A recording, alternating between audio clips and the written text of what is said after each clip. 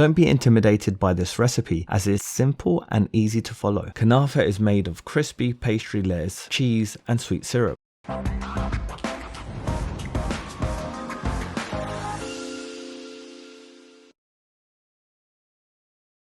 You're going to need 400 grams of kanafa, 250 grams of Ecklee or ricotta cheese, 225 grams of unsalted butter, 250 grams of sugar, 250 ml or 1 cup of water, 15 ml of lemon juice, and 15 ml of orange blossom water. Start by making the sweet syrup. In a saucepan, combine the sugar, water, and lemon juice. Let it simmer for around 10 minutes until the syrup thickens. Finally, add orange blossom water and turn off the heat. Now it's time to assemble the kanafa. Take your frying pan and brush it with melted butter. Layer half of the kanafa dough on the bottom of the pan and then spread the cheese filling evenly on top. Finally, add the remaining kanafa dough on top of the cheese and make sure to pat it down to create a nice strong form. Pour the remaining melted butter over the kanafa, making sure it's evenly distributed. Fry in the pan on a low to medium heat until it's golden brown, then flip the kanafa over. Once the kanafa is ready, remove it from the heat and pour the sweet syrup over it. Let it cool for about 10 minutes before slicing